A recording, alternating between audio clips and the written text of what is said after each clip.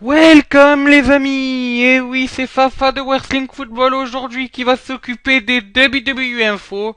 Malheureusement, Sionijin a dû s'absenter pour quelques petits soucis, voilà.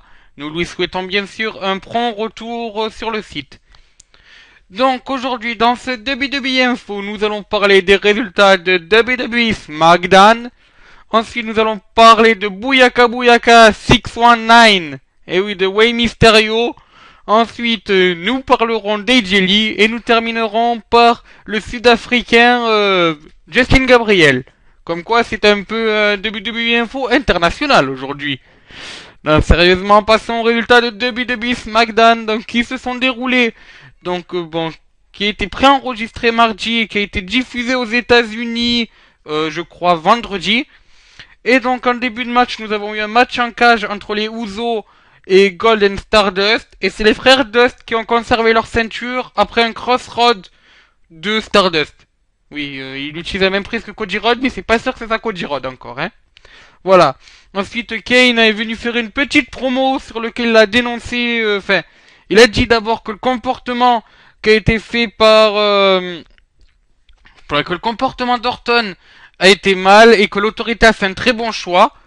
Et qui en plus il doutait de la loyauté d'Orton, et il a prévenu toutes les superstars qu'il fallait choisir son camp maintenant.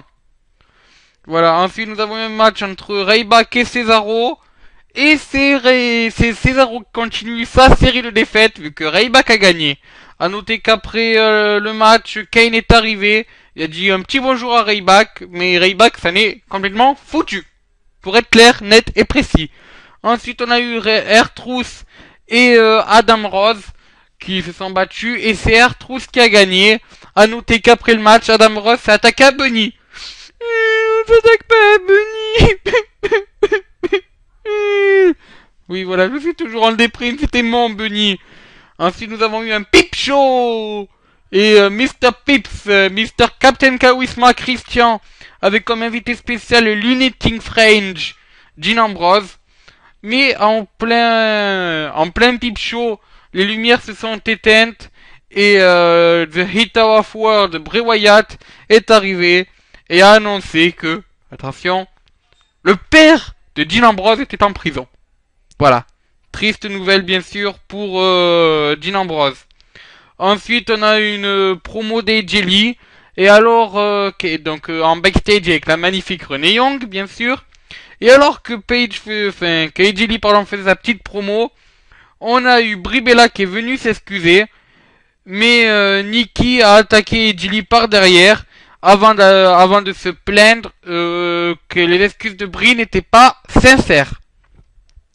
Ensuite, on a vu Tyson Kidd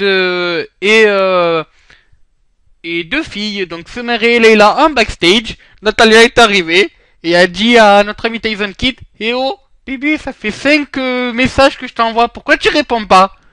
Et donc cette dernière a préféré partir sur le ring. Donc ensuite on a eu un match entre Summer et Natalia. Et c'est Summer qui a gagné le match après que Tyson Kidd ait applaudi le Star Trooper de Natalia. Comme quoi, quand on applaudit, ben fort on perd. Ensuite, on a eu une promo de Dolph Ziggler. Kane est arrivé et donc on a eu un Steel Cage match entre Kane et Dolph Ziggler. Steel Cage match gagné par Dolph Ziggler après s'être pris la porte de la cage dans les perles de Wrestling Football et après d'avoir sauté du haut de la porte de la cage. Voilà, passons donc maintenant à 619 Rey Mysterio qui donc, comme vous savez, Rey Mysterio était à Buffalo il y a quelques jours, non pas pour manger un bon steak dans un Buffalo Grill, mais pour parler à Vincent Kennedy McMahon. Il a évoqué son ras-le-bol et le fait de vouloir quitter la fédération. Donc, affaire à suivre, bien sûr. Ensuite, fans d'AJ Lee, réjouissez-vous. La charmante femme de CM Punk a créé son site web. Alors, à noter qu'après avoir créé son site web, elle a un peu dénoncé tous les faux comptes qu'il y avait sur elle, sur Twitter et les différents réseaux sociaux. Voilà, donc ce qui prouve bien qu'AJ Lee est la seule et unique AJ Lee. Voilà, je tiens juste à préciser pour tous les copycats. Et enfin, terminons avec une triste nouvelle.